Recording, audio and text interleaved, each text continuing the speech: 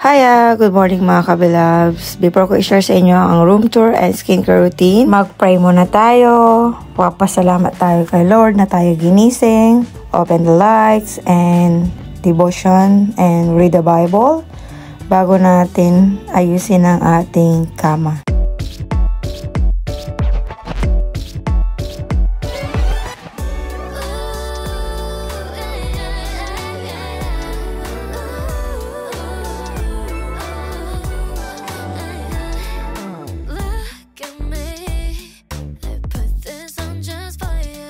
Sa mga hindi po nakapanood ng aking house tour nung nakaraan, ito pong computer desk ay bigay lang po ito ng isang kapatiran natin sa church. Kasama ang chair. Pero yung mga unan, binili ko po yan sa Amazon. Tsaka ito po, ayan, meron tayong lalabas na vlog tungkol dito. Ayan. Pamparelax kapag nag-edit ako or may ginagawa. Ayan. And then, ito yung pinabasa ko kanina, yung Bible, tsaka yung daily bread. And devotional books. And ang ating plaque from YouTube for passing 100,000 subscribers. Amazing! Ayan. And then, yung scented candle natin. Ito, lalagyan ko pa ito ng picture ko. So, nilagyan ko ng flower vase para magkaroon naman ng buhay ang ating view. And yung aking GoPro. Ibang books. Yan. Yan ang aking saksakan unlimited. Ayan, simple-simple lang. And ito mga kabilabs, kapag na-sensor ka niya, umiilaw po yan sa gabi.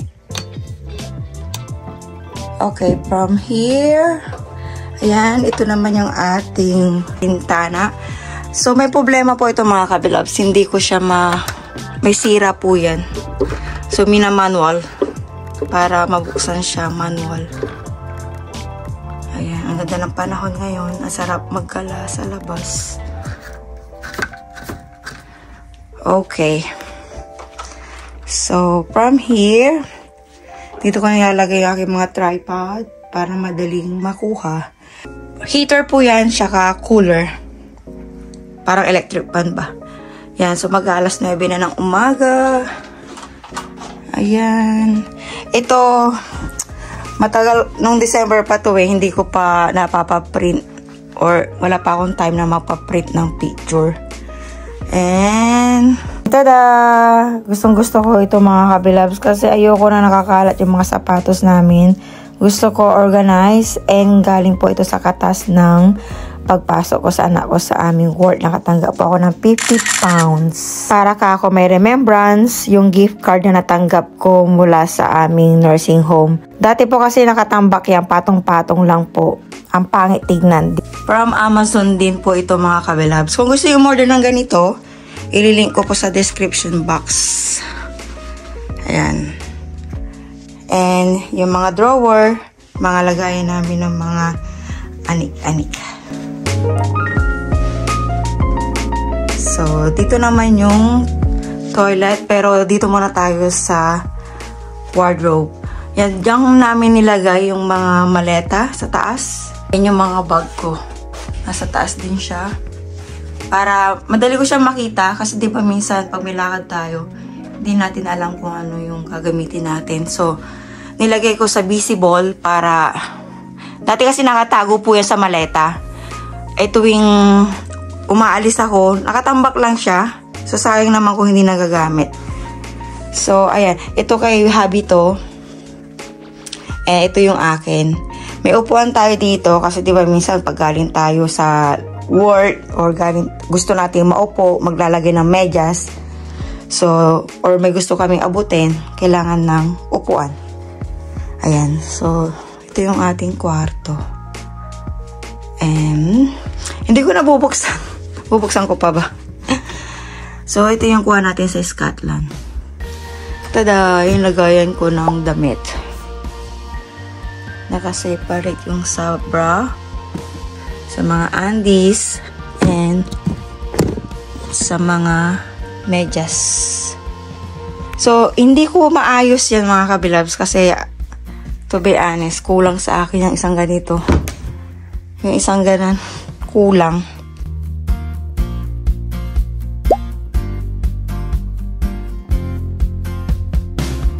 Okay, before tayo pumasok sa toilet, pakita ko lang muna itong stopper. May stopper kami dito para pag pinubuksan namin itong door.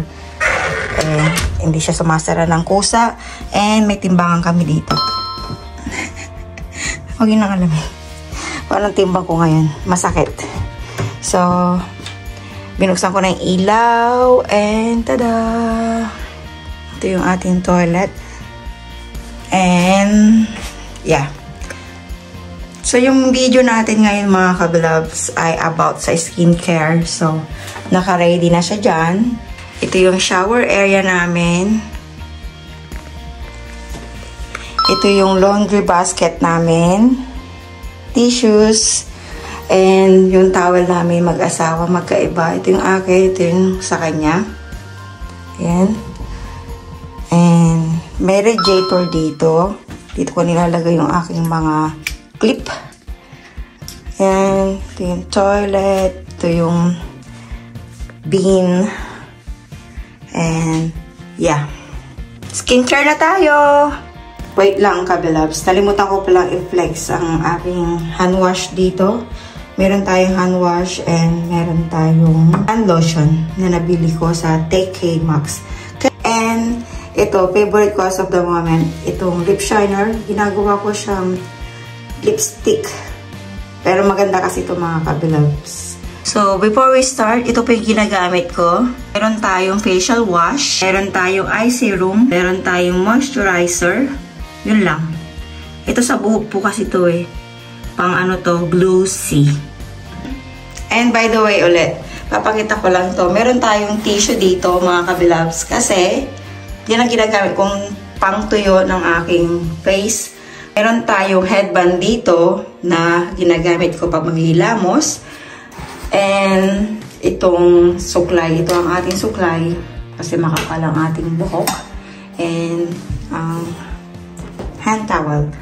Meron tayong orasan sa taas kasi gusto kong nakikita ang oras pag ako nag-aayos para alam ko kung late na ba ako.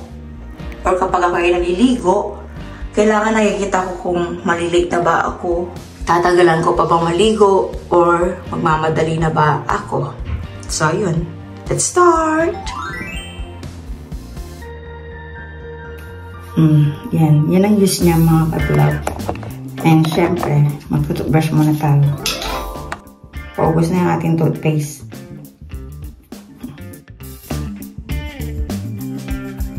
Meron tayo Listerine dito. Okay, so maghihilamos na tayo ng mukha. Hot water ang ginagamit ko para ma-open yung pores natin. Maganda dito sa nalipatan namin kasi madali lang yung timpla ng hot water saka cold water kasi yung pang finale natin ay cold water. So, ito yung ginagamit kong panghilamos mga kabilabs. Ayan. And ang maganda dito, meron siyang mga beads. Ito yung texture niya, oh. Yan. So, irarab lang natin. So, kapag ganito na siya, saka natin i-rub sa ating mukha.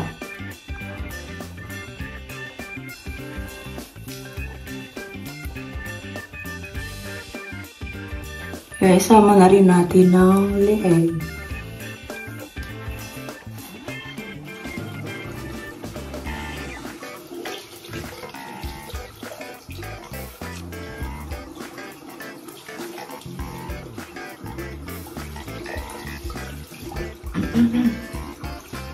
Ang ginagawa ko mga kabilabs, kapag pinaka-finale na banlaw, yun na yung pinaka-malamig na tubig or yung kaya lang natin para mag-close yung pores natin. Okay. So, feeling ko malinis na. Tutuyuin na natin ng at least 2 towel.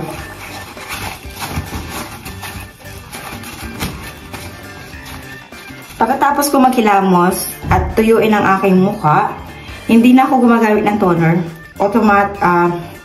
Nagda-direct na ako sa serum agad-agad. Yan. Napaka-sensitive ko sa serum mula nung dumating ako dito sa UK. Kailangan nag-i-invest ako dito kasi, di ba, panggabi ako since dumating ako dito sa UK.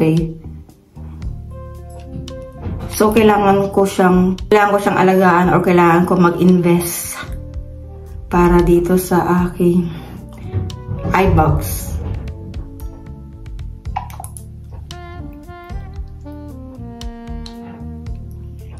Yan.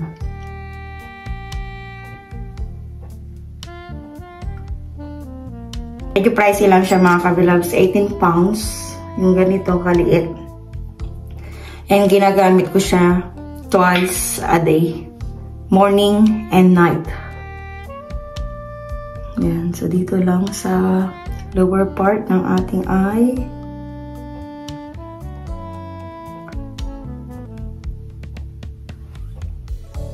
Hindi masyado maganda yung lighting natin. Medyo madilim. Hindi ko kasi pwedeng ipasok dito sa loob yung ring mirror natin. Kasi walang saksakan dito sa toilet.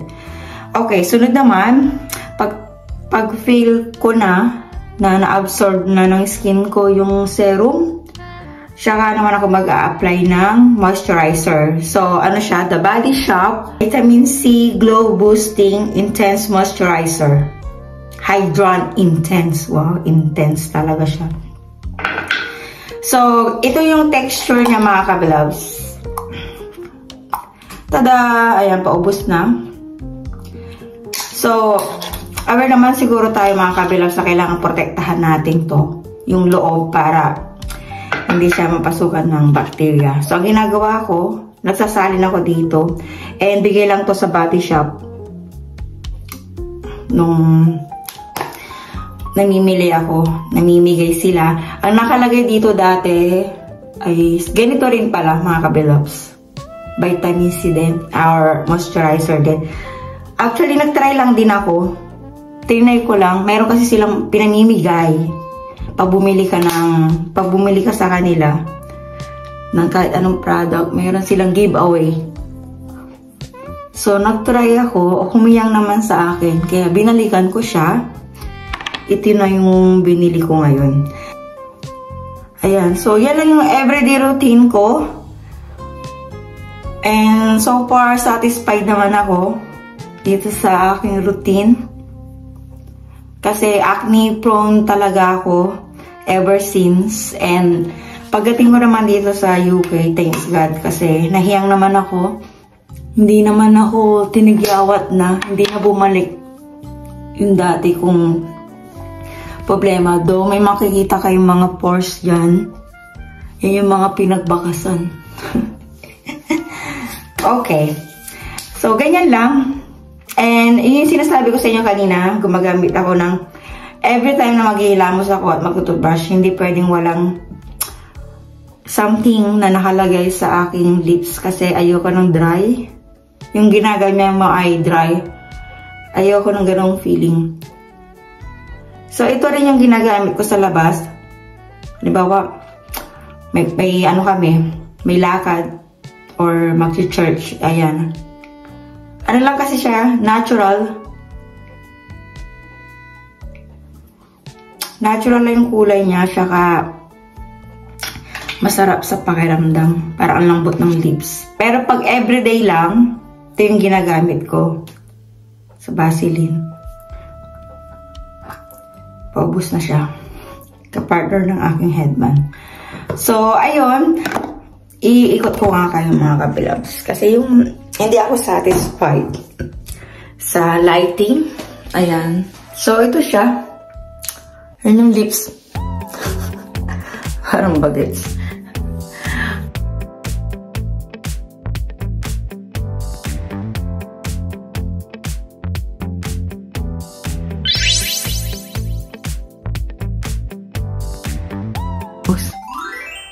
Okay, so I hope nag-enjoy po kayo sa aking share today, room tour and skincare routine. So, next topic po natin mga kabilabs. Na-promise ko po kasi sa inyo ito, kaya kailangan kong gawin. Kung meron ba kami nare-receive na bonuses kapag Christmas dito, kapag holiday, ano yung mga benefits naming mag-asawa. So, I hope to see you on our next vlog. Thank you for watching, and if you enjoyed this video, please don't forget to hit like, subscribe, and ring the notification bell so you won't miss any vlog na i-upload ko po kapag may oras po tayo. Thank you for watching. Bye! God bless you all! I've been as cold